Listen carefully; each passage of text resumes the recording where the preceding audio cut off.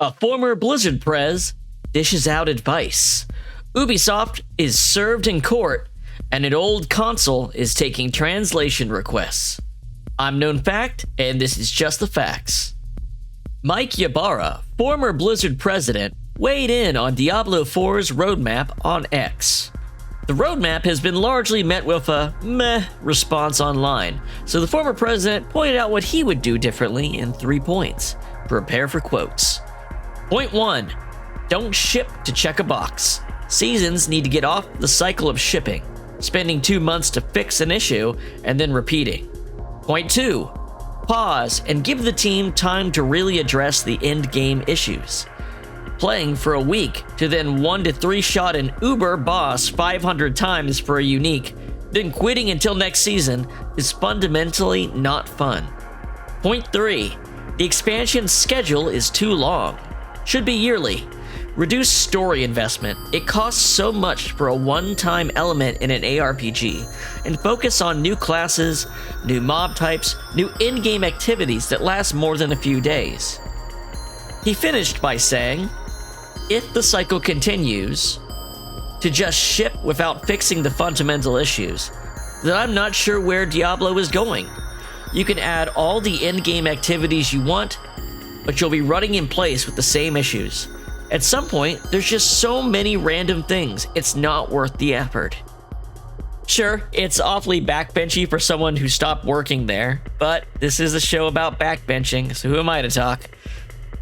2 gamers are suing Ubisoft over the ending of service for 2014's The Crew. They alleged that they purchased physical copies of The Crew under the belief that they were obtaining unfettered access to the game in perpetuity. In other words, they're saying Ubisoft misled them into believing they were purchasing ownership of the game. Oh boy, where do we start with this one? Did these 2 gamers believe they could do things like order copies of the game produced and sent to retail store shelves?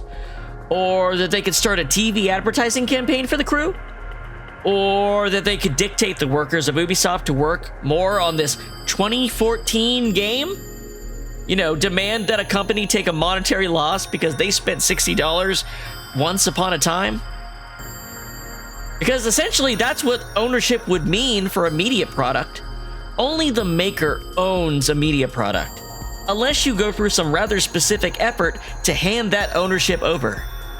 Are these fuckwits screaming at Paramount after they leave a movie theater and they can't see the movie they were watching again?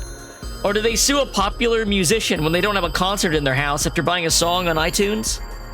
If they watched this video, would they claim to own it and tell me what I can and can't do with it? It's the same level of stupidity. And the law doesn't exist to reward stupid people for not knowing how it works.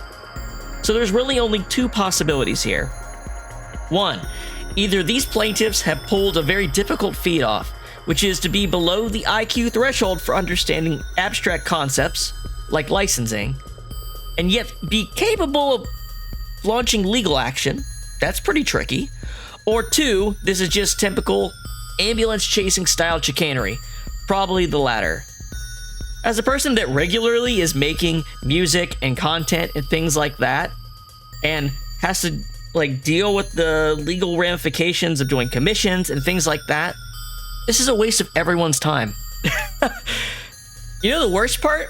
I just had to defend Ubisoft, a company that is primarily a rape case exporter with the occasional numerical increment software release. Yuck! Okay, let's go to something much more pleasant. Remember the PCFX? Don't answer. No, you don't. Unless you are the type of person that loves also-ran consoles that got stuck in Japan. Okay, that's a little harsh, but to clear things up, the PCFX was the successor console to the PC Engine, or TurboGrafx 16 as we know it in the West. And they were made by NEC, which is the Nippon Electric Company. NEC was also responsible for PC-88 and the PC-98 line of computers, which if you haven't played emulators of those, you've probably at least seen screenshots or games inspired by the aesthetic. I'm thinking like Valhalla. If you ever played Valhalla, that's based off that kind of aesthetic.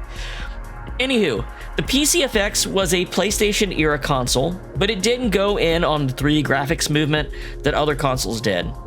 It did really play up the FMV style presentation and focused on 2D graphics.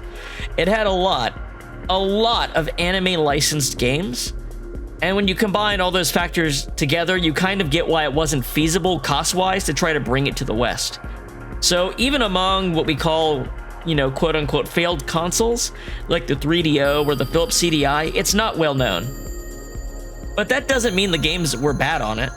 An X group called PCFX Fan Club has put a survey together to gather interest on people's top 5 games they would like translated.